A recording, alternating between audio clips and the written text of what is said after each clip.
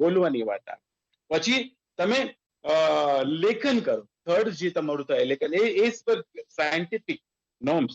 પછી તમે લેખન કરો અને પછી તમે વાંચો. તો આ જે સ્કિલ છે એ સિવાય પણ ભાષામાં ઘણી બધી બાબતો બનતી હોય છે. ક્રિએટિવ રાઇટિંગ હોય, સર્જનાત્મકતાની વાત હોય, કલ્પનાશીલતાની વાત હોય. અને ભાષામાં આપણને સપના આવે છે ને, આપણા ગુણવંતભાઈ શાહ કહે છે હે કે ભાષામાં જયારે આપણે રાત્રે નિંદરમાં હોય ત્યારે આપણને જે સપના આવે છે એ આપણી પોતાની માતૃભાષામાં આવતા હોય છે. એટલે ભાષાનું જે મહત્વ છે મારા મતે આજની તારીખમાં માતૃભાષા ઉપર આપણે ઘણા બધા એ કરીએ છીએ, એ બનાવીએ છીએ, મોટા મોટી સંસ્થાઓ અકાદમીઓ બનાવીએ છીએ.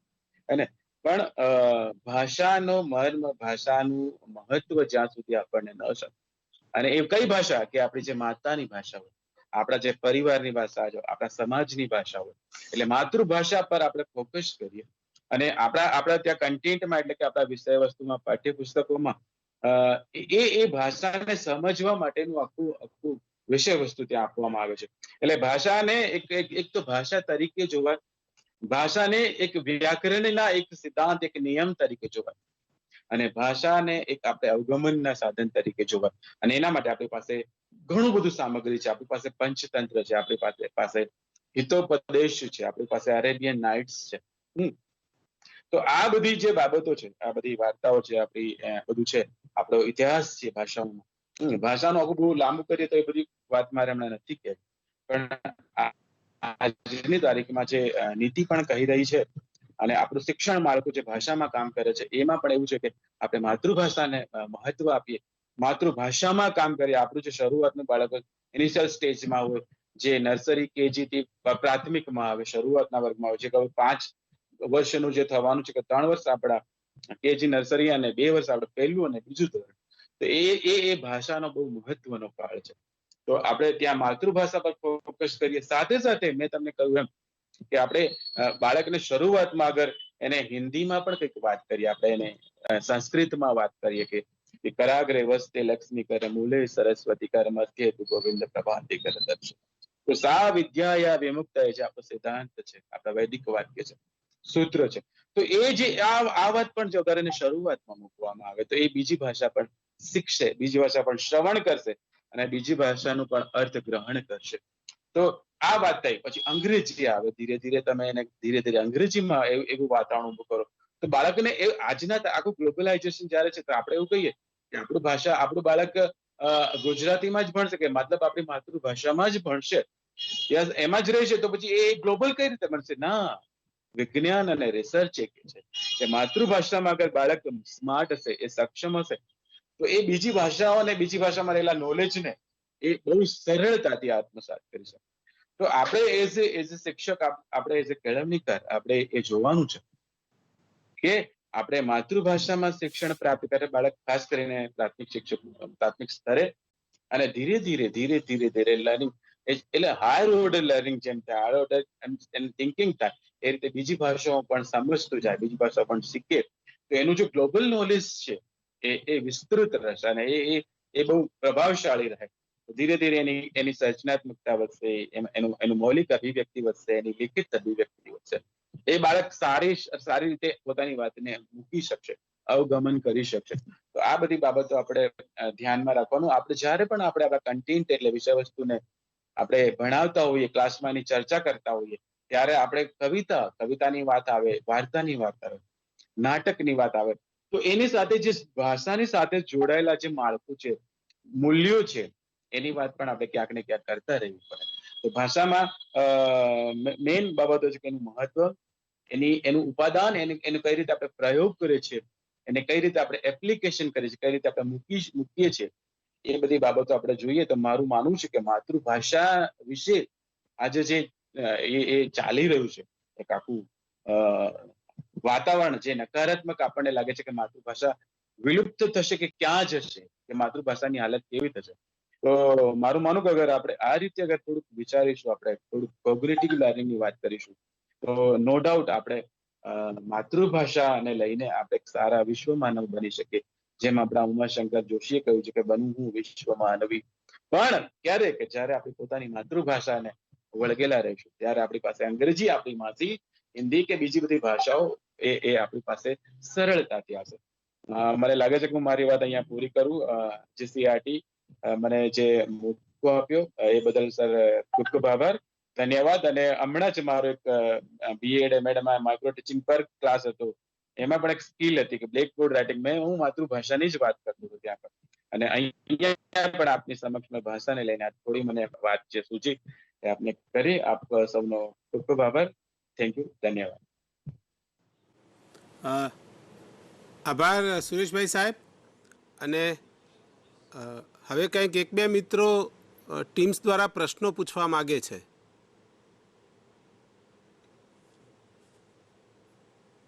Control room. ઓકે, હું મારી વાત અત્યારે શરૂ કરું છું.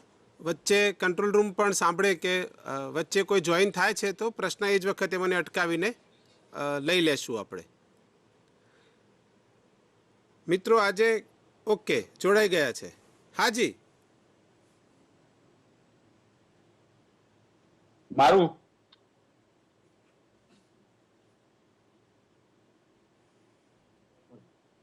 નમસ્તે સર. નમસ્કાર સર, એનસીએફ 2005 માં બાળક જ્ઞાનનો સર્જક છે, તો ધોરણ 6, 7, 8 માં એવી કોઈ પ્રવૃત્તિ બાળકો કરી શકે એ માટે કહેવા વિનંતી છે. એટલે પેલામાં બાળક જ્ઞાનનો સર્જક છે એવું કહેવા માંગો છો? હાજી, બાળક જ્ઞાનનો ઉપભોક્તા નથી, સર્જક છે. તો 6, 7, 8 માં એને ભણવા માટેની કોઈ પ્રવૃત્તિ હોય, જ્ઞાનનું સર્જન કરી શકે. ઓકે, સરસ સર. મેં હમણાં જ કહ્યું ને કે આપણે બાળક જ્યારે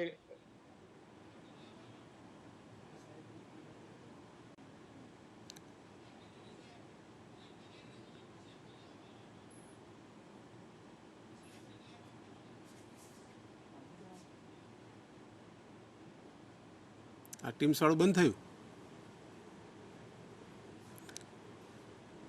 ઓકે, મને લાગે છે ફરીથી સુરેશભાઈને કવરેજના પ્રશ્ન આવ્યા છે. મિત્રો, હમણાં ભગવાનદાસભાઈએ એક પ્રશ્ન સુરેશભાઈ સાહેબને પૂછ્યો હતો કે બાળક જ્ઞાનનો સર્જક છે, એવું આપણે 6 થી 8ની ભાષામાં કઈ પ્રવૃત્તિ કરાવી શકાય. મને અત્યારે જે એકદમ હાલ સૂજે છે તે પ્રવૃત્તિ કહી દઉં ને પછી એના વિશેની થોડીક વિગતે વાત પણ કરીશ કે એવું શું કામ. દાખલા તરીકે એક પાઠ આવે છે આપણે ત્યાં, કદાચ 8મા ધોરણમાં જ હશે, દીકરાનો મારનાર, ઝવેરચંદ મેઘાણીની એક વાર્તા છે. એ આખી એક વાર્તા છે, સરસ રીતે કહેવાયેલી વાર્તા છે. એ વાર્તાને શરૂઆતમાં બાળકો એક આવેલા મહેમાન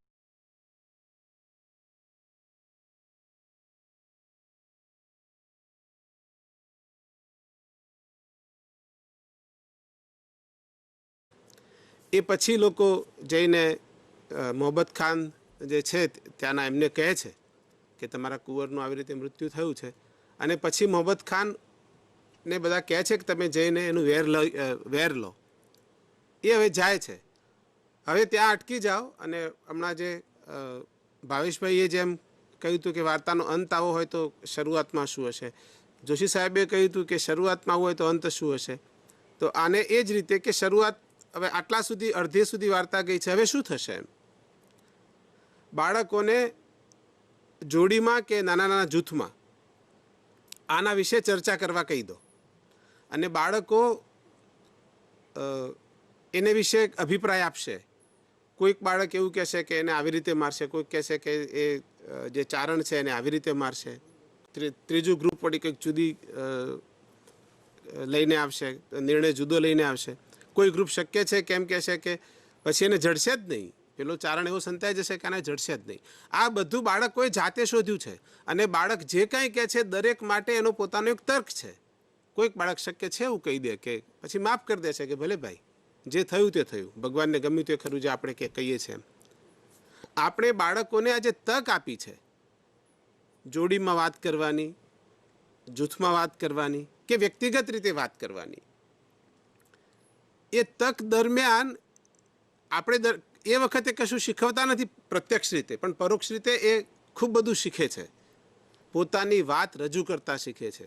જે બાળક સીધું આપણે વર્ગમાં કહીએ કે તું ઊભો થઈને આનો આ જ પ્રશ્ન એક બાળકને વર્ગમાં પૂછ્યો કે તું કે, તો બાળક ન કહી શકે. પણ જ્ઞાન નથી, બાળક જેનો ઉપયોગ કરે છે, જે નવું નવું શીખે છે, શીખવા માટે જે શીખે છે તે જ્ઞાન છે. તો અહીંયા બાળક અભિવ્યક્ત થતાં શીખે છે.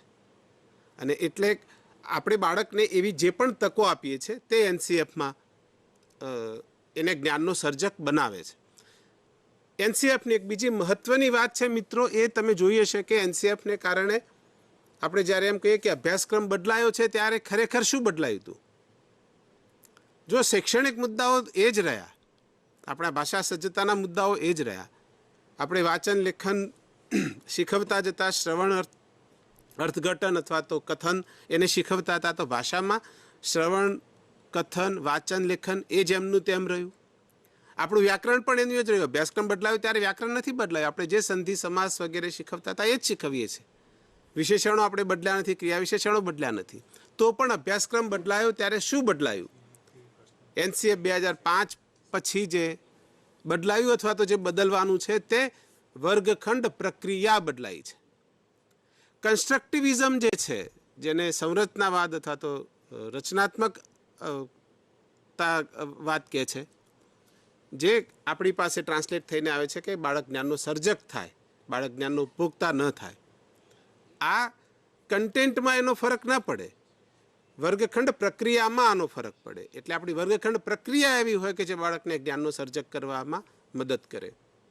કારણ કે આપણે ત્યાં પરંપરામાં એવું જ કહેવું હતું, દરેક જણ જ્ઞાન તો પોતે મેળવે, શીખનાર પોતે છે, એ દરેક પોતાનું જ્ઞાન મેળવે, સંદર્ભો એક જ હોય તો પણ. દાખલા તરીકે કોઈ એક ઘટના બની હોય, એ ઘટના બધાએ જોઈ છે, પણ એ ઘટનાનું વિશ્લેષણ આપણે જુદા જુદા માણસોને કહીએ ત્યારે દરેક જુદો માણસ એ ઘટનાનું વિશ્લેષણ છે જુદું જુદું કરે. એક દાખલા તરીકે અકસ્માત થયો હોય એક બાઇકનો અને એક કારનો, તો કોઈક એવું કહેશે કારવાળાનો વાંક હતો, એ જ ઘટના જોનાર બીજો એમ કે નાના બાઇકવાળાનો વાંક હતો, ત્રીજો વળી એમ કે નાના ભાઈ આ તો સામાન્ય અકસ્માત જ છે, એમાં વાંક કોઈનો નહોતો. ટૂંકમાં ઘટના એક જ છે, સંદર્ભ એક જ છે, અને તેમ છતાંય દરેકે ઘટનામાંથી જે શીખે છે તે જુદું છે. શીખે છે શું? જે પોતે એમ કે છે કે વાંક બાઇકવાળાનો હતો, તે પોતે ખરેખર એવું શીખે છે કે આ રીતે બાઇક ન ચલાવાય, આટલી સ્પીડમાં ન ચલાવાય, અથવા તો કારની આટલી નજીક ન ચલાવાય વગેરે. જે એમ કે છે કે કારવાળાનો વાંક હતો, તે પોતે ખરેખર એવું શીખે છે કે મારે કાર આ રીતે ન ચલાવવી જોઈએ, એટલે હું જ્યારે ચલાવીશ ત્યારે આ ધ્યાન રાખીશ. તો દરેક બે જણ જુદું શીખ્યા છે ને, એટલે એ જ્ઞાન છે એની એનસીએફ વાત કરે છે, અને આ સમજણ આવે એ જ્ઞાન છે. એટલે ભગવાન દાસભાઈના પ્રશ્ન આધારિત આટલી વાત. મિત્રો, આ ઉપરાંત કેટલાક પ્રશ્નો આવેલા છે. ગઈકાલે બપોરે 2 વાગ્યા સુધીમાં જે પ્રશ્નો મળ્યા છે એને આધારે અત્યારે ચર્ચા કરીએ છીએ. ટીમ્સમાં હજુ જોઈએ તેવી સફળતા મળી નથી રહી. એમ છતાંય બીજો એક પ્રશ્ન છે એવું મને ચિઠ્ઠી આવી છે કે બીજો એક પ્રશ્ન પણ છે. હા,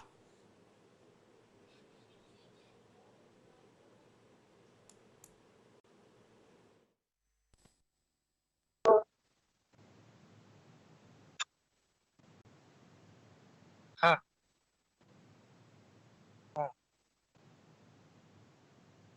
હા નમસ્કાર સર. હેલો.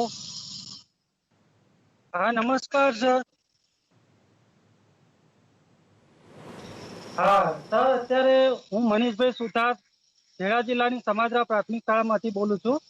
સર, મારો પ્રશ્ન એ છે કે જે પીસા, એનએસ અને અન્ય કસોટીની જે તરાહ બદલાઈ છે, એ જોતા ભાષા શિક્ષક તરીકે આપણે શું વિશેષ કાળજી રાખવી જોઈએ વર્ગખંડમાં? ઓકે.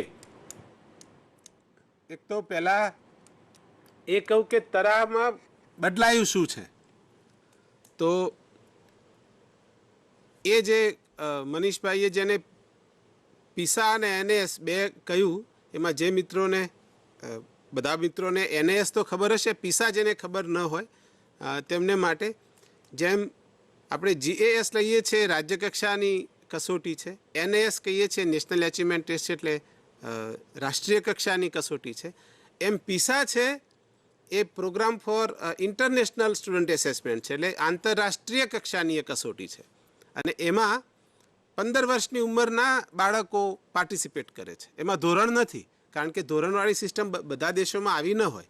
તો વર્ષ 15 જેના થયા છે એવા બાળકો ત્યાં એ કસોટી આપી શકે, એ કસોટી છે. પણ એને આધારે જે તે દેશોનું રેન્કિંગ હોય છે કે આ દેશનો આ ક્રમ, આ દેશનો આ ક્રમ. આ કસોટીમાં કે આ કસોટીઓમાં જે પ્રશ્નો પૂછાય છે એ તમે જોયા છે કે એને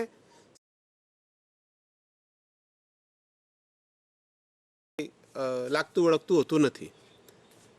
એમાં એવા કોઈ પ્રશ્નો નથી. હમણાં મેં જેનું ઉદાહરણ આપ્યું તો એમાં મોહબ્બત ખાને છેવટે ચારણ સાથે શું કર્યું એવો ક્યાંય પ્રશ્ન ના આવે. ધૂળિયા માર્ગના કવિ કોણ છે એવું કોઈ નહીં પૂછે.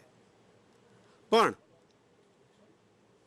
એમાં પ્રશ્નો એવા હશે કે જેમાં ખરેખર ભાષા વાંચીને એને વિદ્યાર્થીને સમજતા આવડવું જોઈશે. આપણે મોટે ભાગે હજી પણ અર્થગ્રહણની જ્યારે પણ વાત કરીએ છીએ, વાચન અર્થગ્રહણની, ત્યારે આપણા મનમાં જે આવે છે તે એક ફકરો આવે છે અને ફકરાની નીચે પ્રશ્નો આવે છે. તો અર્થગ્રહણમાં આ એકલી પ્રવૃત્તિ નથી. તમે ગત વર્ષે ભાષાદીપમાં મિત્રો જોયું હશે કે અર્થગ્રહણની ખૂબ બધી પ્રવૃત્તિઓ છે. જોડકા પણ અર્થગ્રહણ માટેના છે, ખાલી જગ્યા પૂરો એ પણ અર્થગ્રહણ માટેના. એવા પેરેગ્રાફ આપ્યા છે જેમાં 8-10 શબ્દો મૂકવાના હોય, જવાબો આપ્યા છે ને પછી એના પ્રશ્નો મૂકવાના હોય, તો એ પણ અર્થગ્રહણનો પ્રશ્ન છે. આપણે હજુ સામગ્રી છે એ બહુ મર્યાદિત રાખીએ છીએ. એક નાનો પેરેગ્રાફ 5 લીટીનો 6 લીટીનો એવો પેરેગ્રાફ રાખીએ છીએ. PISAમાં એ સામગ્રી મોટી હશે અને થોડી જટિલ પણ હશે. એમાં એક પેરેગ્રાફ, 1-2 પેરેગ્રાફ હશે એટલું નહીં, 3-4 પેરેગ્રાફ હશે, એટલે એક મોટો લેખ જેવું હશે. એની વચ્ચે એકાદો સ્તંભાલેખ આવતો હશે, કોઈક બીજું એક ચિત્ર આવતું હશે, કોઈકનો ફોટો આવતો હશે. ટૂંકમાં એક સ્વતંત્ર સામગ્રી જેને વાંચવાનો 40-45 મિનિટનો સમય પણ હશે બાળકો પાસે, અને પછી એને આધારે બાળકે એમાં જવાબ આપવાના છે. બીજું, આપણે ત્યાં ફરક શું આવવાનો છે એ આપણે હજુ સુધી બાળકોને પૂછીએ છીએ કે આનો જવાબ શું આવ્યો. આ એક ફકરો આપ્યો કે 2 ફકરા આપ્યા હતા તો લાંબી સામગ્રી આપીને પછી આપણે પ્રશ્ન એવો પૂછીએ છીએ કે દાખલા તરીકે આ ફકરો છે એનું આ શીર્ષક યોગ્ય કયું શીર્ષક છે એમ કરીને એને પૂછીએ છીએ. અથવા તો ફકરાની જ કોઈક સામગ્રીના સંદર્ભે પૂછીએ છીએ કે આણે આવું કેમ કર્યું. PISA એક સ્ટેપ અહેડ જાય છે. એ બાળકના જવાબ માટે બાળકનું લોજિક માગે છે કે તમે કયો જવાબ આપ્યો, એ ઓકે, એ શા માટે આપ્યો. તો બાળકે B, C અને D ને નાપાસ કરવા પડે કે આ શા માટે નહીં, અથવા તો એવું કહેવું પડે કે એ શા માટે. એટલે દરેક પ્રશ્નના જવાબ માટે બાળક પાસે પોતાનું લોજિક હોય. અને 4 જવાબમાં એવું ત્યાં નથી હોતું કે એક જ સાચો છે ને 3 ખોટા છે. એક સૌથી વધુ સાચો હોય છે, એટલે એનું રેટિંગ મેક્સિમમ હોય. દાખલા તરીકે માર્ક આપણે એવી રીતે જોઈએ તો 5 માર્કનો એ પ્રશ્ન હોય તો સૌથી સાચો જવાબ છે, સૌથી શ્રેષ્ઠ જવાબ છે, તેના 5 માર્ક હોય. પણ બાકીના બિલકુલ ખોટા ન હોય, થોડા સાચા હોય, એના 1 માર્ક હોય કે 2 માર્ક હોય. ટૂંકમાં આવી રીતે એનો ગુણભાર ઓછો હોય. આપણે ત્યાં જ્યારે પણ આપણે આવા બહુવિકલ્પ પ્રકારના પ્રશ્નો આપણા વર્ગમાં પૂછીએ છીએ અથવા તો આપણા પાઠ્યપુસ્તકમાં હોય છે, ત્યારે મોટે ભાગે આપણે આકર્ષક એક જ રાખીએ છીએ અને બાકીના 3 ખરેખર વિકર્ષકો રાખીએ છીએ. ખરેખર એવું હોય એટલે ટૂંકમાં એક સાચો જવાબ જે ખબર પડી જાય અને પછી બાકીના છે એ બિલકુલ ખોટા હોય તેવા જવાબો રાખતા હોઈએ છીએ. શરૂઆતને તબક્કે આવું જરૂરી પણ છે, પણ બાળકોને ટેવ એવી પાડવી જોઈએ કે સાચા લાગતા હોય તેવા જ જવાબો 4-4 હોય અને એમાં એક સૌથી સાચો જવાબ હોય. એટલે જો બાળકને ખોટા પડવાની બીક ન હોય, એટલે જે આપણા વર્ગખંડમાં ફેરફાર કરવાની જે વાત છે મનીષભાઈએ પૂછ્યું તેમાં, તો એમાં આટલી જ વાત છે કે બાળકને ખોટા પડવાની બીક ન હોય. બસ આટલું આપણે કરી લઈએ તો એ આપણા વર્ગખંડ પ્રક્રિયાનો મહત્વનો ફેરફાર છે જે આપણે કરવાનો થાય. મિત્રો, આ ઉપરાંત કેટલાક પ્રશ્નો આવ્યા છે. વેબ મેમોરિયલ સ્કૂલ એ મને લાગે છે ખાનગી શાળા છે વડોદરાની. દત્તવાડા પ્રાથમિક શાળા છે, લાખા બાવળ CRC-માંથી પ્રશ્નો આવ્યા છે, એટલે કઈ શાળાના છે ખબર નથી, પણ એના CRC-એ એકંદર કર્યા હોય. એક સોરાપાડા સ્કૂલના પ્રશ્નો છે, અમરેલી જિલ્લામાંથી આવ્યા છે, નર્મદા જિલ્લામાંથી આવ્યા છે, પણ એક કોણે પૂછ્યા છે એ ખબર નથી. પણ જે પ્રશ્નો છે એ એના જવાબ રૂપે હવે હું મારી આગળની વાત કરું. એક આજે વેબ મેમોરિયલ સ્કૂલ જે મેં સૌથી પહેલાં નામ દીધું, એમાં એમણે કહ્યું હતું કે ભાષા ઉપયોજનનો અર્થ શું. એટલે મને લાગે છે કે આ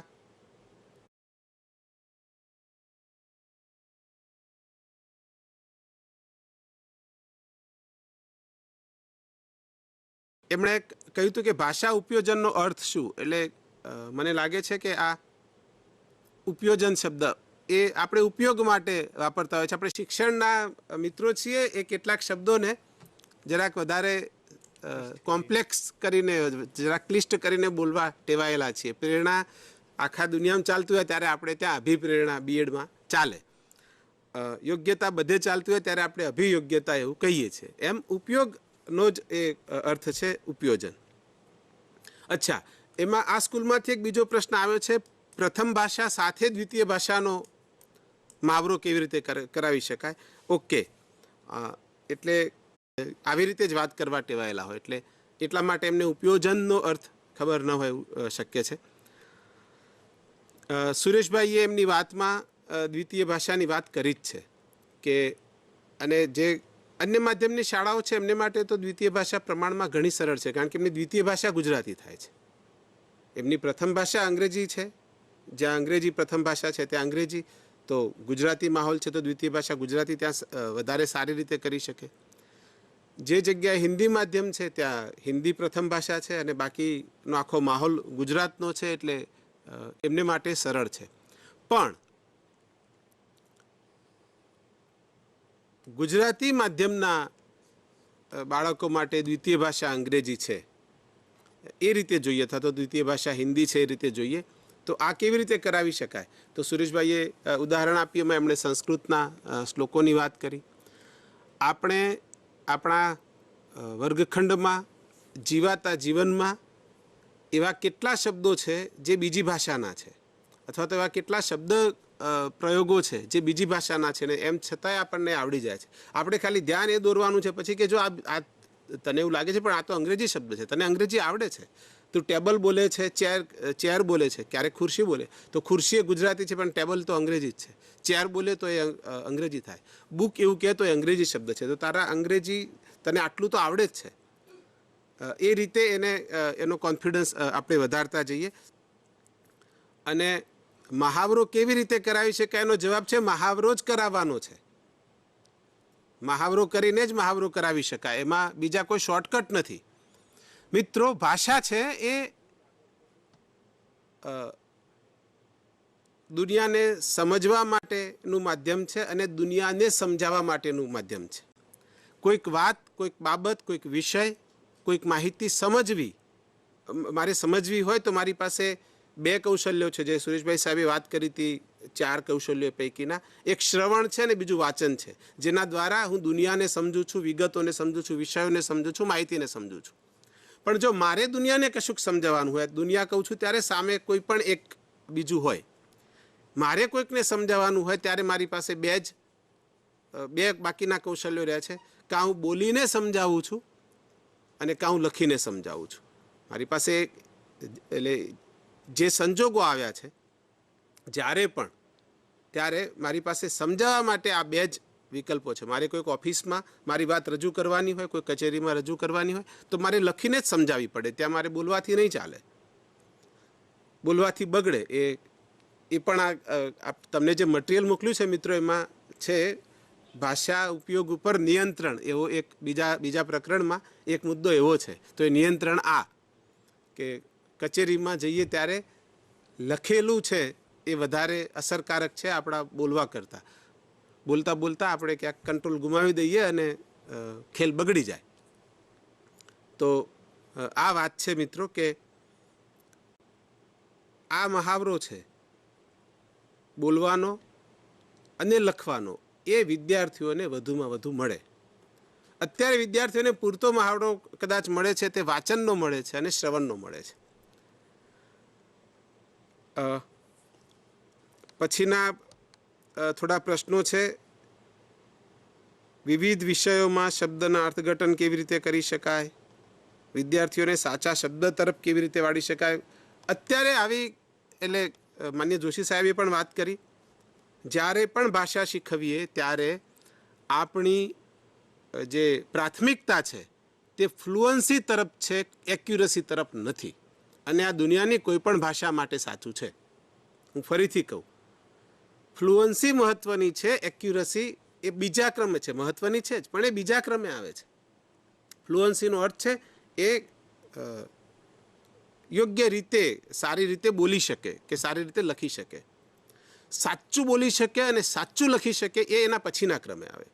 જો શરૂઆતમાં હજી તો એ માંડ લખતા શીખ્યું હોય, માંડ બોલતા સરખું શીખ્યું હોય, ત્યાં જો આપણે એની ભૂલો કાઢીએ તો એ કોન્ફિડન્સ ગુમાવે. એમાં બીજું નુકસાન નથી પણ કોન્ફિડન્સ ગુમાવે. ને કોન્ફિડન્સ ગુમાવે એટલે એ એની અભિવ્યક્તિ કરવા પછી તૈયાર નહીં થાય, એટલે તક ગુમાવશે. ભણવાની, શીખવાની તક ગુમાવશે. પછી એ આપણા વર્ગખંડમાં પાર્ટિસિપેટ નહીં થાય, સહભાગી નહીં થાય.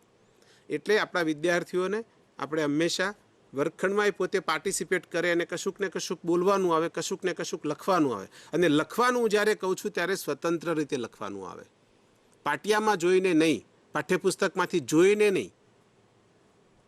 તો એ પ્રકારનું લખવાનું અને એ પ્રકારનું બોલવાનું એ જ્યારે આપણે આપીએ તો એને આપણે કરી શકીએ.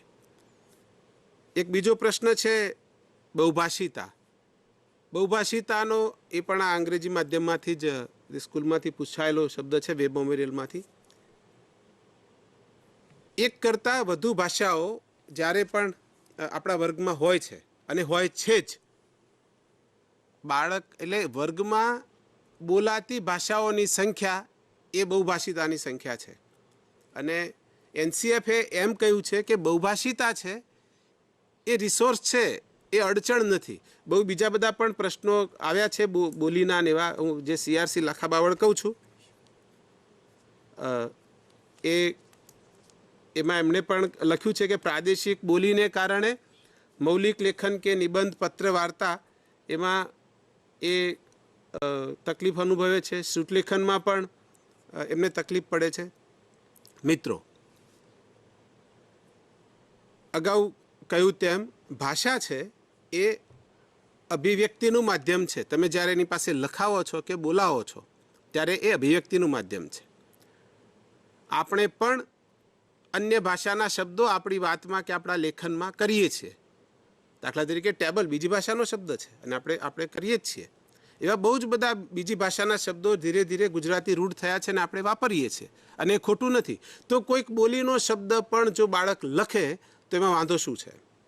અત્યારે બાળકનું અલબત્ત ધ્યાન દોરો કે માન્ય ભાષાનો શબ્દ આવો છે, પણ જો એને અર્થગ્રહણ યુક્ત બાબત રજૂ કરી હોય તો આપણે એને અત્યારે તો પ્રોત્સાહિત જ કરવાનું. એ જ્યારે પણ લખે, જ્યારે પણ બોલે ત્યારે પાછળથી એનું ધ્યાન દોરીએ કે ભાઈ માન્ય ભાષામાં આને આવી રીતે બોલાય છે.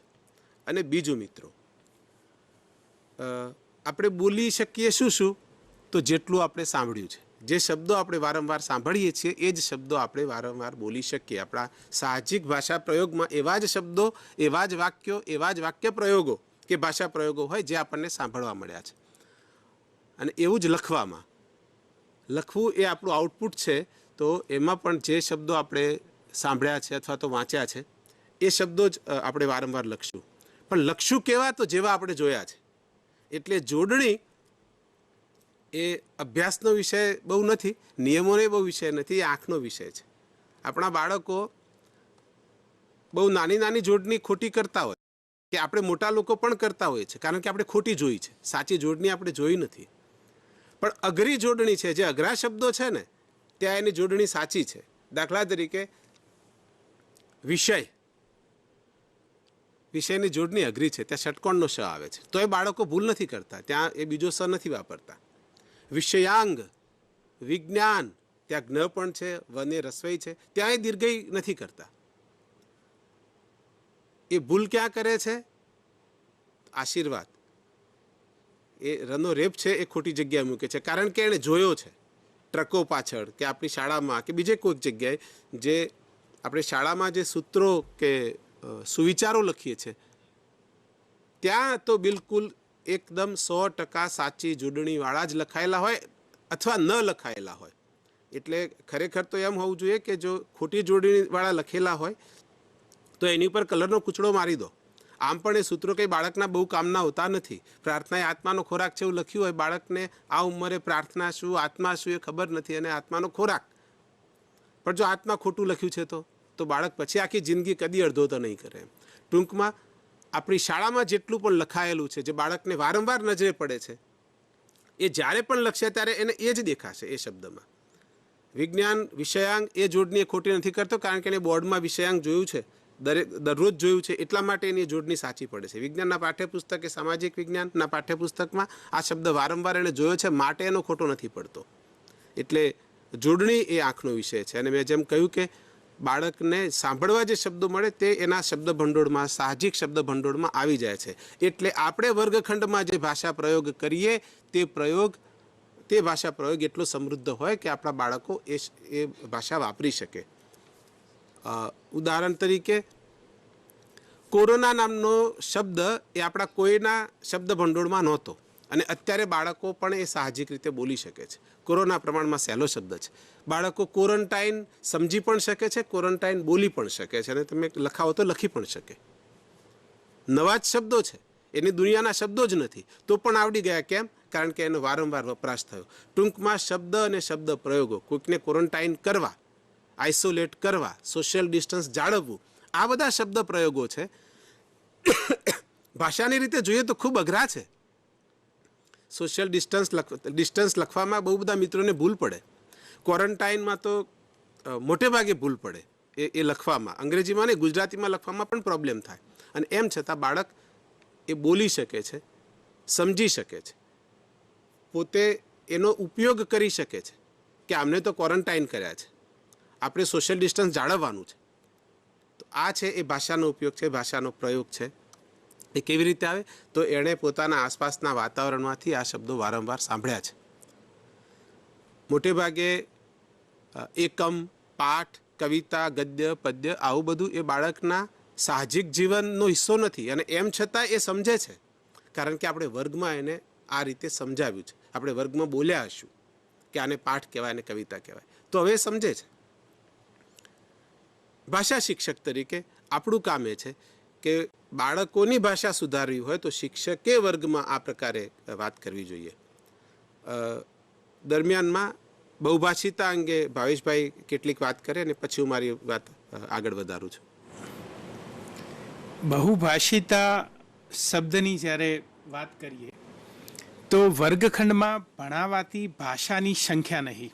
આપણે ફરી યાદ રાખીશું. ઘણીવાર બહુભાષિતા શબ્દનું અર્થઘટન એવું કરવામાં આવે કે વર્ગખંડમાં જેટલી ભાષાઓ ભણાવવામાં આવે છે એ બહુભાષિતા સાથે સંકળાયેલ છે.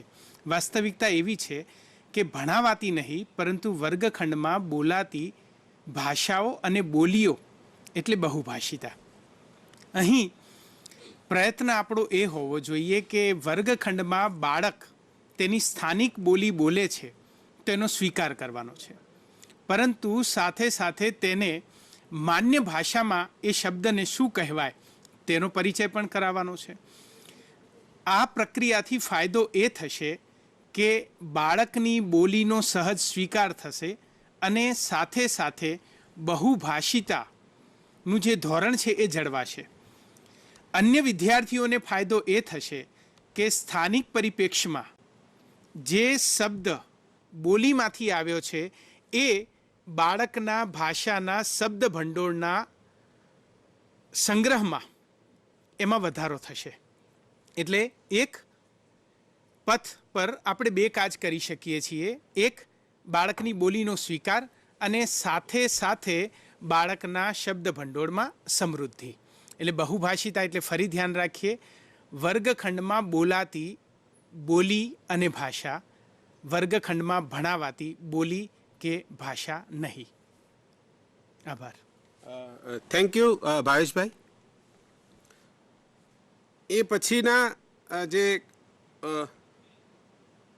પ્રશ્નો છે એમાં બહુ બધી જગ્યાએથી જે આવ્યા છે એમાં એક એવું આવ્યું છે કે બાળકોને રૂઢિપ્રયોગોના અર્થ બહુ આવડતા નથી અને કહેવતોના અર્થ નથી આવડતા. મિત્રો, હું ફરીથી કહું, રૂઢિપ્રયોગોના અર્થ ગુખાવવાથી બાળકોને એ યાદ રહેશે એમ માનવું ભૂલ ભરેલું છે. અને ગોખ્યા છે તો એના ચોપડીમાં આપ્યા છે 3 ગોખ્યા હશે અને પછી પાછો ત્યાં હતો ને ત્યાંનો ત્યાં આવી જશે. એ સિવાયનું પૂછાશે ત્યારે. રૂઢિપ્રયોગો બાળકની રૂઢ ભાષામાં આવી જાય એવો પ્રયાસ આપણે કરવાનો છે. એ જે શબ્દ પ્રયોગો છે, રૂઢિપ્રયોગો છે, એ શિક્ષકની ભાષામાં છે, શિક્ષકની બોલચાલની ભાષામાં આવે છે, વર્ગખંડ વ્યવહાર કરે છે ત્યારે એની ભાષામાં આવે છે. ભાષાના શિક્ષકે કમસે કમ પોતે તો એટલા ભાષા સમૃદ્ધ થવું જોઈએ કે જેથી એ સાંભળીને બાળકોની ભાષા સમૃદ્ધિ વધે, એમનું શબ્દ ભંડોળ વધે.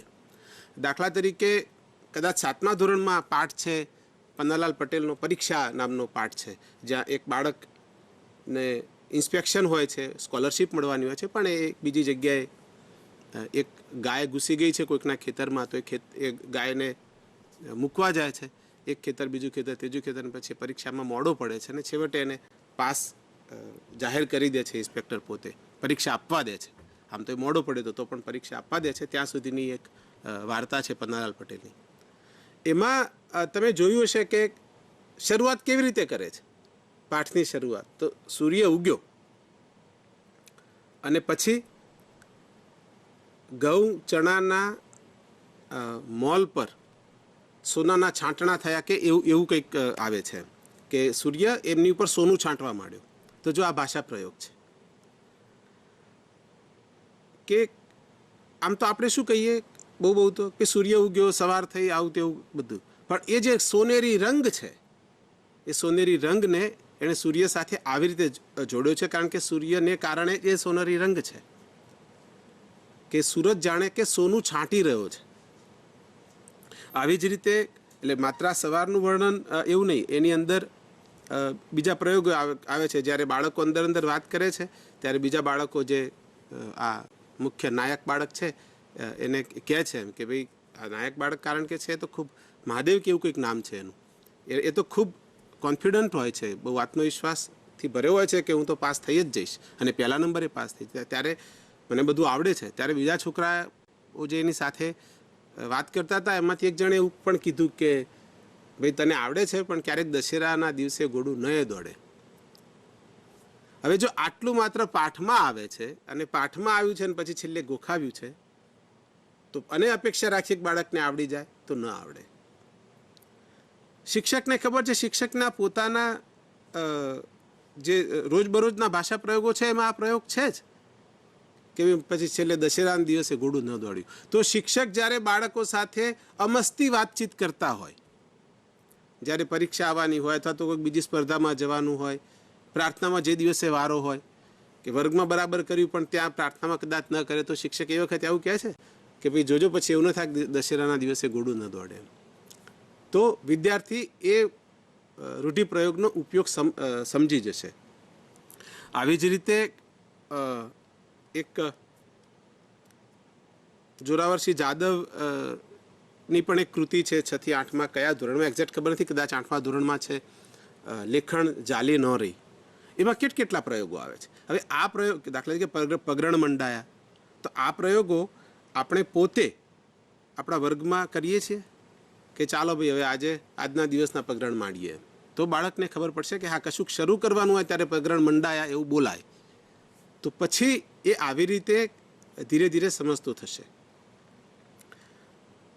આની પાછળના સંદર્ભોની જો શિક્ષકને ખબર હોય તો એ પણ એ સમજાવી શકે. સંદર્ભોની ખબર એટલે દશેરાના દિવસે ઘોડું ન દોડ્યું એનો મતલબ શું છે, તો એ વખતે શિક્ષકે ખરેખર આવું સમજાવવું જોઈએ કે આને આવું કેમ કહેવાય છે. તો મોટે ભાગે પહેલાં અત્યારે જેમ હજુ પણ દશેરાને દિવસે શસ્ત્ર પૂજા થાય છે, જ્યાં શસ્ત્રો રાખવાની પરંપરા છે ત્યાં શસ્ત્ર પૂજા અત્યારે પણ થાય છે.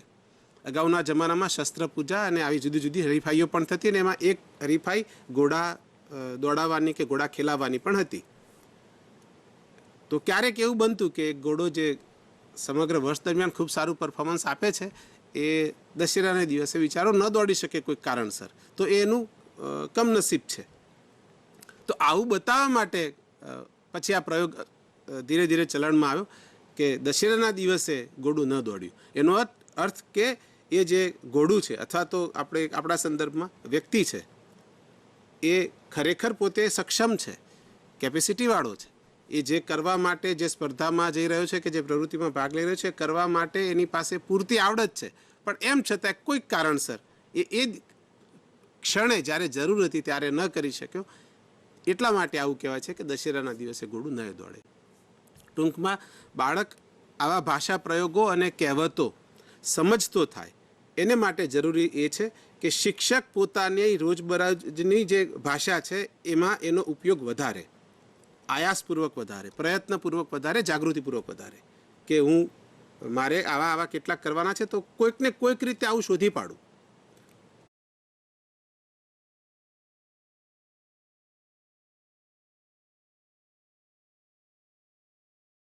મારે આવા કેટલાક કરવાના છે તો કોઈકને કોઈક રીતે આવું શોધી પાડું, જેથી કરીને મારા બાળકોના કાને એ વારંવાર પડે તો પછી ધીરે ધીરે એના અર્થો એ સમજતા થાય. જેમ ક્વોરન્ટાઇન સમજ્યા છે, જેમ કોરોના સમજ્યા છે, જેમ સોશિયલ ડિસ્ટન્સ સમજ્યા છે, ત્રણેય શબ્દો અંગ્રેજીના છે, એ જો આટલા સરળતાથી એ સમજી ગયા છે તો આ તો પછી ગુજરાતી શબ્દો છે, વધારે સારી રીતે સમજશે. બીજા કોઈક પ્રશ્નો છે? સ્થાનિક બોલી બોલતા હોવાથી સ્પષ્ટ બોલી શકતા નથી. ઓકે, એની વાત મિત્રો અગાઉ થઈ ગઈ છે કે સ્થાનિક બોલે તો બોલવા દેવાના છે. સ્થાનિકમાં લખવાનો બહુ પ્રોબ્લેમ નહીં આવે, પણ બોલવામાં જો આપણે એવો આગ્રહ રાખશું કે આપણે આપણી જ માન્ય ભાષામાં આગ્રહ રાખશું જવાબોનો તો નહીં આવે, અને આવશે તો પણ ગોખેલા આવશે, અથવા તો વિચાર પ્રેરક પ્રશ્નોના જવાબો તો બાળકની પોતાની ભાષામાં આવશે, અને એમાં એ સ્થાનિક હોય તો આ તબક્કે એ પૂરતું છે. અત્યારે એની ફ્લુઅન્સી પર એને અભિવ્યક્ત થતાં શીખવવાનું છે. પછી અભિવ્યક્તિને માન્ય ભાષામાં એ ધીરે ધીરે શીખશે, કારણ કે અત્યારે અભિવ્યક્તિ શીખવાનો સમય છે. માન્ય ભાષામાં એ ધીરે ધીરે આવી જશે. જો અભિવ્યક્તિ જ નહીં શીખે તો પછી તેને તક જ નથી. બાળક પછી જશે ત્યારે તેણે પોતાના વ્યક્તિગત જીવનમાં એનો ઉપયોગ કરવાનો છે. એ બાળક શક્ય છે મોટું થઈને એનું વ્યાવસાયિક જીવન કોઈ પણ હોય ત્યારે એણે બીજા કોઈકને સમજાવવાના છે, કોઈને તો ઘરનાને તો સમજાવવાના છે, ત્યારે પણ અભિવ્યક્તિ તો જોઈશે. હવે જો અભિવ્યક્તિ જ નહીં આવડતી હોય તો એને મુશ્કેલી પડશે. ને એટલા માટે ભાષાનું જે કામ છે, કમ્યુનિકેશનનું માધ્યમ છે ભાષાનું જે કામ છે એ આપણે જો શીખવવું હોય તો બાળક અભિવ્યક્ત થાય એવી તકો વારંવાર આપવાની. અને મિત્રો, ભાષાદીપની જે સવારે સાહેબે વાત કરી હતી એમાં તમે જોયું હશે કે એમાં 3 પ્રકારની આમ તો પ્રવૃત્તિઓ આપી હતી કે વર્ગમાં 3 પ્રકારે થઈ શકે. આખા સમૂહનું એટલે આખા વર્ગની પ્રવૃત્તિ હોય, 4 પ્રકારે, આખા સમૂહની, પછી જૂથમાં એટલે કે 4-5 વિદ્યાર્થીઓનું એક જૂથ હોય, જોડીમાં અને વ્યક્તિગત. આ બહુ સભાનપણે કરવામાં આવેલું કામ હતું. ઘણા બાળકોને એવું હોય કે એને આવડતું હોય તેમ છતાં એ અભિવ્યક્ત ન થઈ શકે, બોલી ન શકે. બીજું કે આપણા મોટાભાગના વર્ગોમાં એવું જોવામાં આવે છે કે જે હોશિયાર બાળકો છે, આપણે જેને હોશિયાર કહીએ છીએ, એવા બાળકો જ પાર્ટિસિપેટ કરતા હોય. એટલે શિક્ષક પ્રશ્ન પૂછે ત્યારે 4-5 જણા જ જવાબ આપતા હોય, પાછા આપણે આપણું ગાડું આગળ ગબડાવીએ. તો બાકીના બાળકો છે એને તક જ નથી મળતી. એટલા માટે જૂથ કાર્ય કરાવ્યું કે કમસે કમ જૂથમાં તો બોલતો થાય, કમસે જોડીનું કરાવ્યું તો જોડી કાર્ય થાય. એટલે વર્ગના 50% બાળકોએ તો ઊભા થઈને બોલવું જ પડે, કારણ કે એક જોડીમાં 2 જણ હોય, 2 જણ પૈકી કોઈ એક જણાએ તો રજૂઆત કરવાની હોય, તો 2 પૈકી 1 જણને તો મળે જ, એટલે 50% તો ઓછામાં ઓછા એ રજૂઆત કરે.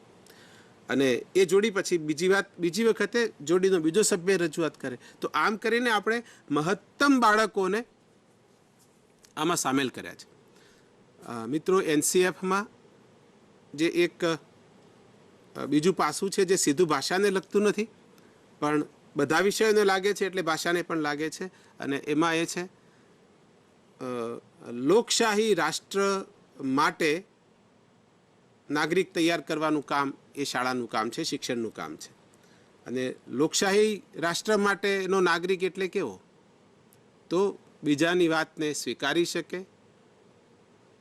કોઈને દબાવી ન દે, પોતાની વાત બીજાને રજૂ કરી શકે પૂરી વિનમ્રતાથી પણ દ્રઢતાથી, કે ત્યાં કરગરીને કેવી રીતે નહીં, પણ પોતાની વાત યોગ્ય રીતે રજૂ કરી શકે, બીજાની વાત યોગ્ય વાત છે પોતે સ્વીકારી શકે. આ લોકશાહી નાગરિકનું લક્ષણ છે.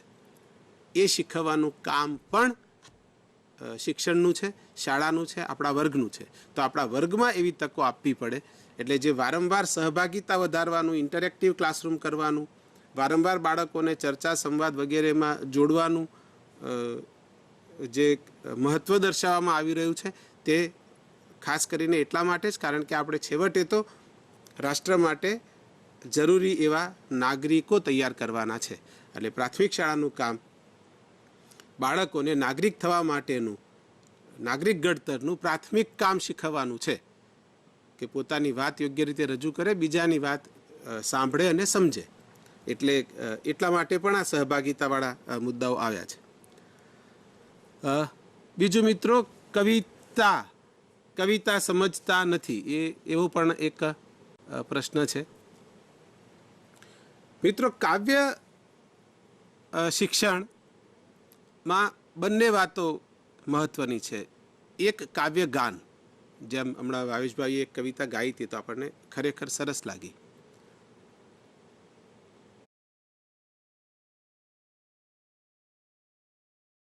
ગમે છે, આપણને મજા આવે છે, આનંદ આવે છે. કાવ્ય ગાન હોય ત્યારે તો બાળક એ રીતે એને શું કહેવાય, એની અંદર જોડાય છે. અર્થગ્રહણનું કામ મોટે ભાગે કાવ્ય પઠન દ્વારા થતું હોય છે. યોગ્ય રીતે જો પઠન થાય તો કાવ્ય સમજાઈ જાય, વારંવાર પઠન થાય તો સમજાઈ જાય.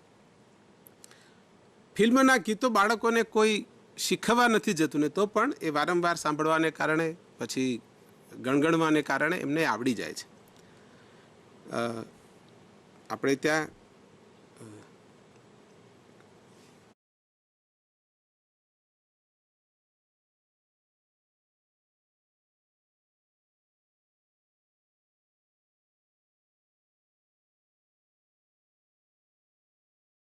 વર્ષા ઋતુ કીધી હોય તો ચાલે નહીં, તો ના ચાલે. એ કવિતાનો લય છે, અને એ લયમાં જેમ ગવાય છે તેમ લયમાં એનું પઠન પણ થાય તો બાળકો એને સમજે. એવું જ મિત્રો પાઠનું પણ છે. પાઠનું આદર્શ વાંચન, જેમ કવિતાનું આદર્શ પઠન આપણે ગાઈ ન શકીએ તો ઓકે, એ આપણે ક્યાંકથી કેસેટ લાવીને સંભળાવી પણ શકીએ, કારણ કે બધી જ કવિતાઓની ઓડિયો સીડી બધી શાળાઓને પણ જે તે વખતે અપાય છે, અત્યારે જીસીઆરટીની વેબસાઇટ પર પણ છે. પણ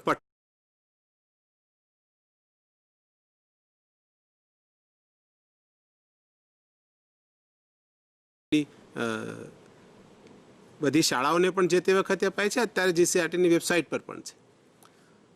પણ પઠન તો શિક્ષકે કરવું જોઈએ, કારણ કે એ હાવભાવયુક્ત થાય એ જરૂરી હોય છે.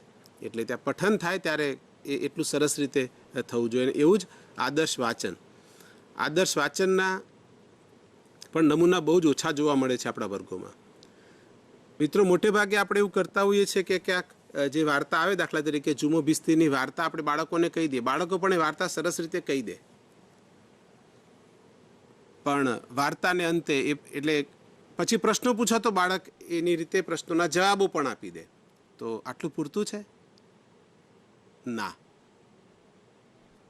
જો ખાલી વાર્તા કહેવાથી બાળકો સમજી જાય અને બાળકો બોલી જાય, પછી આવડી જાય, તો એ વાર્તાને પાઠ્યપુસ્તકમાં શું કામ મૂકી છે?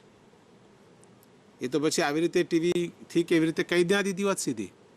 વાર્તા કથનનું જેમ મહત્વ છે, તેમ પાઠના પઠનનું પણ મહત્વ છે. વિદ્યાર્થીના શબ્દ ભંડોળમાં વધારો તો જ થશે જો તમે એ પાઠ વાંચશો, મુખવાચન કરશો, આદર્શ વાંચન કરશો, તો એમાં જે શબ્દો નવા છે એ બાળકના કાને પડશે. આપણે પોતે પણ જો જુમો બિસ્તીની વાર્તા કહીએ તો એમાં આવેલા શબ્દો આપણે નહીં બોલી શકીએ, કારણ કે એ આપણા શબ્દ ભંડોળના, આપણા નિયમિત શબ્દ ભંડોળના એ શબ્દો નથી. એટલા માટે દરેકે દરેક પાઠનું પઠન, આદર્શ વાંચન શિક્ષકે કરવું જોઈએ અને પછી વિદ્યાર્થીઓ પાસે મુખર વાંચન કરાવવું જોઈએ. એને કારણે બે ફાયદા થશે. વિદ્યાર્થીઓને વિગતો સમજાશે, વારંવાર નવા શબ્દો એના કાને પડશે, કેટલાક શબ્દોના ઉચ્ચાર એ સારી રીતે કરી શકશે.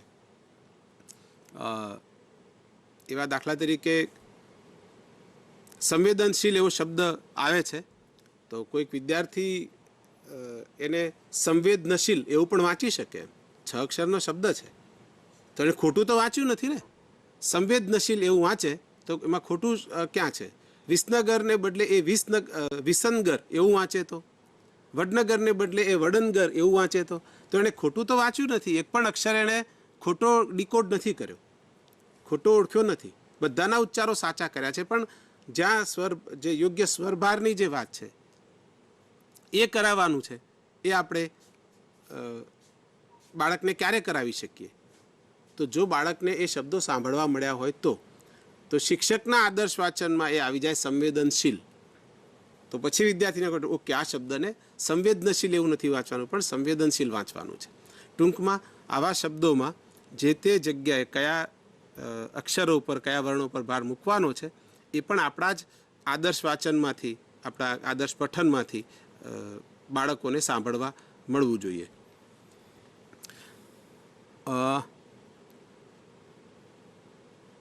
પ્રશ્નોના જવાબ આપવામાં મુશ્કેલી. એક વાક્યના ઉત્તર સચોટ રીતે આપી શકે પરંતુ મોટા પ્રશ્નોમાં અભિવ્યક્તિ નથી કરી શકતા. મિત્રો, આ એક પ્રશ્ન વાંચો, મેં સોરી કહેવાનું રહી ગયું. એક વાક્યના જવાબો આપી શકે છે એનો અર્થ છે કે એણે ગોખ્યા છે. સામાન્ય માહિતીના પ્રશ્નો હોય છે, એક વાક્યના જે જવાબો હોય તેમાં સામાન્ય માહિતીના પ્રશ્નો હોય તો એણે ગોખી દીધા. લાંબા જવાબ આપી શકતો નથી કારણ કે એને તક નથી. આપણે એવી તક આપી શકીએ? આવી તક માટે એવું જરૂરી નથી કે પાઠ્યપુસ્તકમાં આપેલા જે છે પ્રશ્નો એટલા જ એને આવડે. જુમો ભિસ્તીમાં સ્વાધ્યાયમાં કેટલાક પ્રશ્નો આપ્યા છે. જુમાની જગ્યાએ આપણે હોય તો શું કરીએ? હવે એ પ્રશ્નો લગભગ બધે પૂછાતા જાય છે અને એ સારી વસ્તુ છે. જે NCF 2005 પછી નવો અભ્યાસક્રમ આવ્યો અને એમાં પરીક્ષાઓમાં પણ આ પૂછાય છે. હવે વર્ગોમાં પણ આપણે આવું પૂછતા થયા છીએ. પણ એ પાછું જો આપણે કહી દીધું કે જુમાની જગ્યાએ તમે હોત તો શું કરે, આપણા આખા વર્ગના બાળકો જો એક જ જવાબ આપે તો પાછું એ લોચો પડ્યો જ, તો એ પ્રશ્નનો અર્થ રહેતો નથી. પ્રશ્નોના જવાબ, સ્વાધ્યાયમાં આપેલા પ્રશ્નોના જવાબ અને આવા પ્રશ્નોના જવાબ શિક્ષકે નથી આપવાના, એ બાળકે આપવાના છે. અને બાળકે જે જવાબ આપે આપણે સ્વીકારવાના છે. આપણે ખાલી આગ્રહ એટલો રાખવાનો કે બાળક જે જવાબ આપે એની પાસે એનું લોજિક હોવું જોઈએ. પણ મારે જે બીજું કહેવું હતું તે આના સંદર્ભમાં એ કહેવું હતું કે આ વાર્તામાં બીજા પણ પાત્રો છે. દાખલા તરીકે ફાટકવાળો કોઈક તો હશે જેણે જુમાને જવાબ આપ્યો કે ઘરે કોઈ ભાઈ માણસ નથી, એવું કોઈક બેન બોલ્યા હશે. આટલું જ બોલે છે, આખા પાઠમાં બીજે કંઈ આવતું નથી. એનું પાત્ર લેખન પૂછ્યું કે એ શું કરતા હશે એ વખતે, એ કેવા હશે, એના વિશે કહો. તો બાળકે જે બિયોન્ડ ટેક્સ્ટની વાત કરી, જે બિટવીન, એટલે જે 3 વસ્તુઓ છે વાંચન અર્થગ્રહણમાં અથવા તો સમજણમાં. જે લખ્યું છે તે સીધું સમજવાનું, જે લખ્યું નથી પણ 2 વાક્યોની વચ્ચે ક્યાંક આવી જાય એવું સમજવાનું, અને જે બિલકુલ લખ્યું નથી.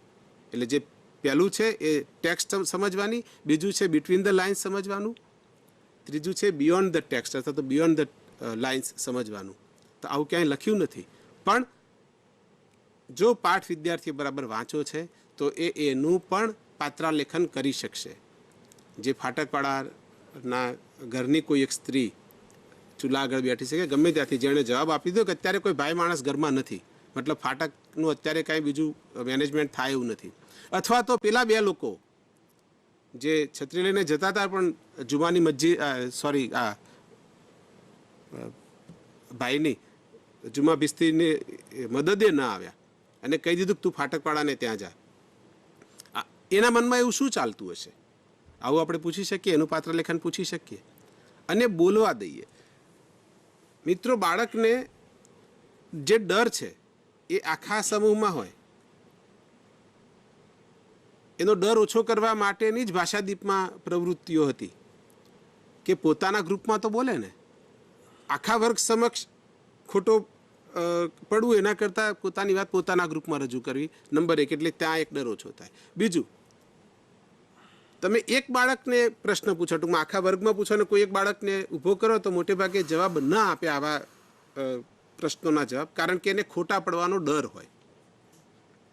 પણ એનો એ જ પ્રશ્ન તમે જૂથને પૂછ્યો હોય, વર્ગના 5 જૂથોને પૂછ્યો હોય અને જૂથનો એક જવાબ નક્કી થયો અને પછી એ કોઈ એક બાળકે રજૂ કરવાનો હોય, તો હવે એ ખોટા પડવાની જવાબદારી વહેંચાઈ જાય છે. એટલે બાળક ડરતું નથી.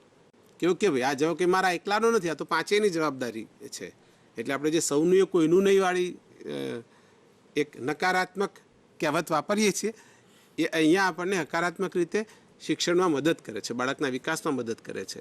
જૂથ અને જૂથ વતી એક માણસ કે એક બાળક પોતાની વાત રજૂ કરે એ શા માટે અગત્યનું છે? કારણ કે એનો ખોટા પડવાનો ડર છે એ વેચાઈ જાય છે. કે હું એકલો ખોટો નથી, હું તો અમે 5 જણાએ જે નક્કી કર્યું છે એ બાબત રજૂ કરું છું. એટલે બાળકને વારંવાર આવી રજૂઆતની એવી તક આપીએ તો પછી એ ધીરે ધીરે લાંબા જવાબો લખતો થશે. સર્જનશીલતા કેવી રીતે વિકસાવી શકાય?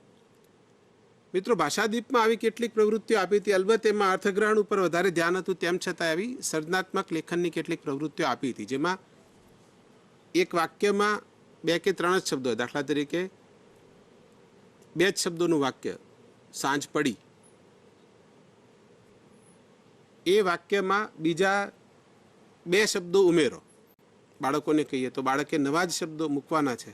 સાંજ પડી તો એમનું એમ રહેશે અને એમ છતાં નવા શબ્દો એને મૂકવાના છે. બાળક લખી શકે સરસ મજાની સાંજ પડી. હજી એમ કહો કે હજી એક શબ્દ વધારો, આજે સરસ મજાની સાંજ પડી. હજી 2 શબ્દો વધારો, આખા દિવસના થાક પછી સરસ મજાની સાંજ પડી. ટૂંકમાં આવી રીતે ધીરે ધીરે વધારતા જશે તો બાળક ભાષાનું સ્ટ્રક્ચર સમજશે, વાક્યનું સ્ટ્રક્ચર સમજશે કે આ બધા ઉમેરવાના આવે તે ક્યાં ઉમેરવાના આવે. મુખ્ય જે બાબત છે સાંજ પડી તે તો એઝ ઇટ ઇઝ રહે છે અને એમ છતાંય આવા શબ્દો વધારીને આપણે ભાષાની જે રસિકતા છે અને એમાં જે વિગતો છે એ વધારી શકીએ છીએ. એક જ વાક્યમાં એક વાક્યને આવી રીતે સમૃદ્ધ કરતા જઈએ છીએ.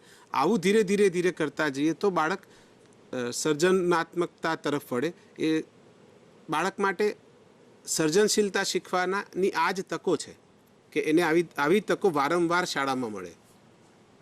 ભાષાદીપમાં એવી તકો હતી. આમ તો આપણું જે નિબંધ લેખન છે એ સ્વતંત્ર લેખન માટેનું સ્વતંત્ર લેખનનું જ એક્સટેન્શન છે. જેમ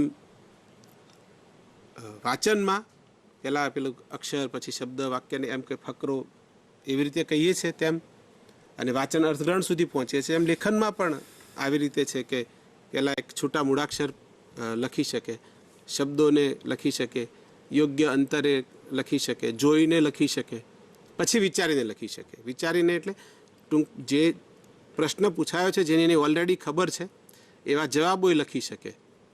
તો એ સ્વતંત્ર લેખન કે મુક્ત લેખનમાં એ જાય છે ને પછી આવું 4થા ધોરણ સુધી થઈ જાય. માટે 5મા ધોરણથી નિબંધ લેખન શરૂ થાય છે કે હવે કોઈ એક પરિચિત વિષય ઉપર એ તાર્કિક રીતે સરસ રીતે 10 કે 15 વાક્યોમાં પોતાની વાત લખી શકશે. એ જો આપણે બોર્ડમાં લખાવ્યું તો પાછો એ નિબંધનો કોઈ મતલબ રહેતો નથી. એ તો બંધ લેખન કહેવાય. બોર્ડમાંથી વિદ્યાર્થી લખે તો આ તો બંધન છે ને કે આ બોર્ડમાં લખ્યું છે એટલું જ લખવાનું છે. અથવા તો કોઈક નિબંધની કોઈકની નોટ કે કોઈક ચોપડી આવતી હોય બજારમાં એવી ચોપડીમાંથી લખે તો એ નિબંધ લેખન નથી રહેતું, એ બંધ લેખન રહે છે. એટલે મિત્રો 6 થી 8માં ખાસ કરીને આપણે જો નિબંધો લખાવતા હોય તો એમાં ચર્ચા જેટલી કરવી હોય તેટલી કરો, પણ દરેક બાળકનો નિબંધ જુદો હોય તેવો આગ્રહ રાખો. એ બહુ લાંબો હોય એવો આગ્રહ જ નહીં રાખો, એ જેટલો પણ લખી શકે છે એવો. બાળકે આપણને એવું લાગે કે બાળકે આ બરાબર નથી લખ્યું તો એ બાળકને પૂછો કે આવું કેમ લખ્યું છે. બાળકે લખ્યું છે એની પાસે એનું ચોક્કસ લોજિક હશે અને એના જે લોજિક હોય પછી એમાં એવું લોજિક ના ચલાવી લેવાનું, એટલે બીજા બધા લોજિક ચલાવી લેવાના. પણ સાહેબ એ તો રમેશમાંથી લખ્યું છે એટલે એ લોજિક નહીં ચલાવવાનું. રમેશે લખ્યું હતું એટલે મેં લખ્યું હતું એ લોજિક બરાબર નથી. રમેશે લખ્યું છે રમેશને જ પૂછાશે, સુરેશે લખ્યું છે સુરેશને પૂછાશે. તો બાળક પોતે જે લખે છે એનો તર્ક આપણે પૂછીએ તો બાળક પોતે જે લખે છે જવાબદારીપૂર્વક લખશે, વિચારીને લખશે. એટલે માત્ર જે અનુલેખનનો એકદમ ધોધ ચાલ્યો છે એ ઘટાડીને બાળકને મુક્ત લેખન સ્વતંત્ર લેખન તરફ આપણે વાળીએ તો એ ધીરે ધીરે સર્જનાત્મકતા તરફ એ વડે. બીજા જે પ્રશ્નો છે એ વ્યાકરણના છે.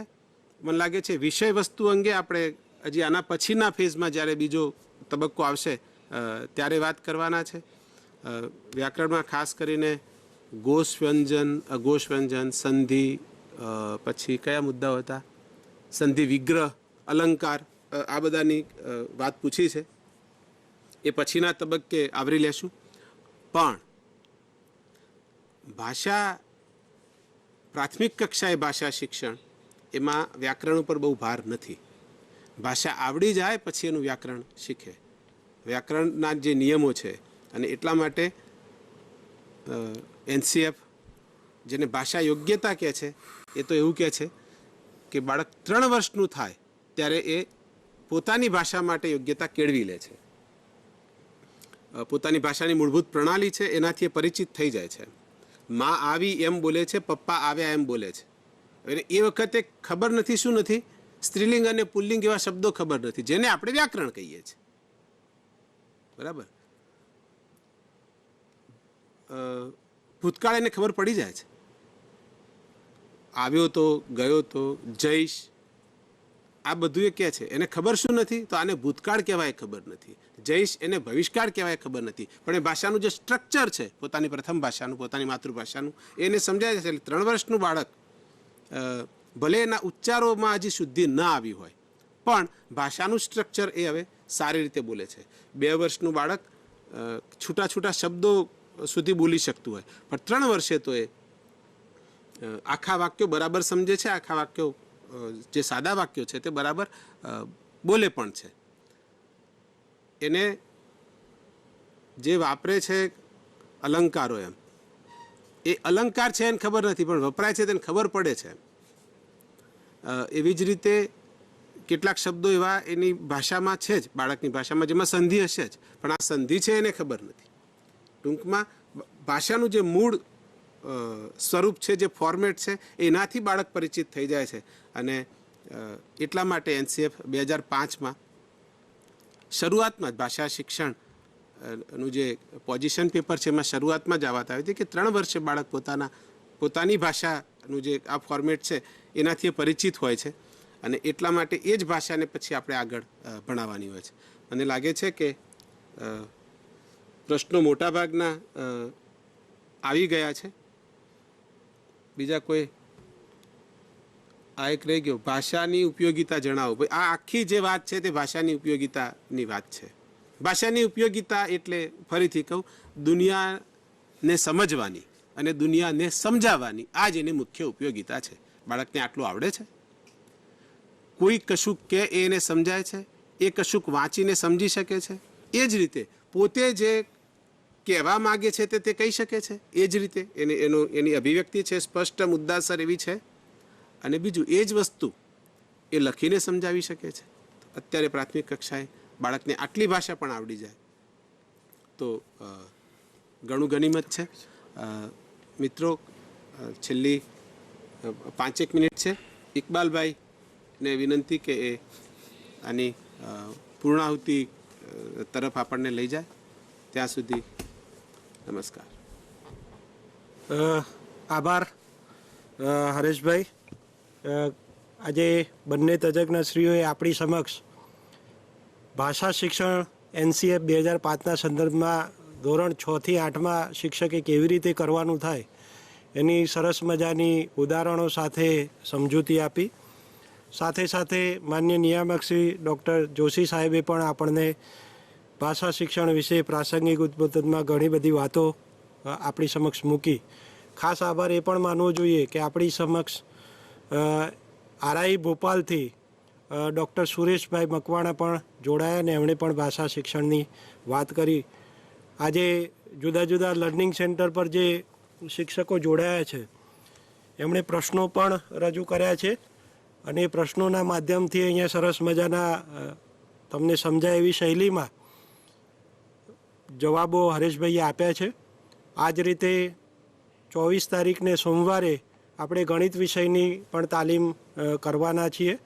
એટલે ગણિતના આપના લર્નિંગ સેન્ટર પરના શિક્ષકો હોય એમને કોઈ પ્રશ્ન હોય તો એમાં પત્ર વ્યવહારનું સરનામું આપેલું છે. ઈમેલ કરીને આપના પ્રશ્નો મોકલી શકો છો, જેથી કરીને જ્યારે ગણિતનું સેશન અમે ઓનલાઈન કરીએ ત્યારે આપના પ્રશ્નો છે એને ન્યાય આપી શકાય. અહીંયા આ તાલીમને પૂર્ણ કરીએ છીએ. આપ સૌએ, હું માનું છું કે સરસ રીતે તાલીમને આત્મસાત કરી હશે. આભાર.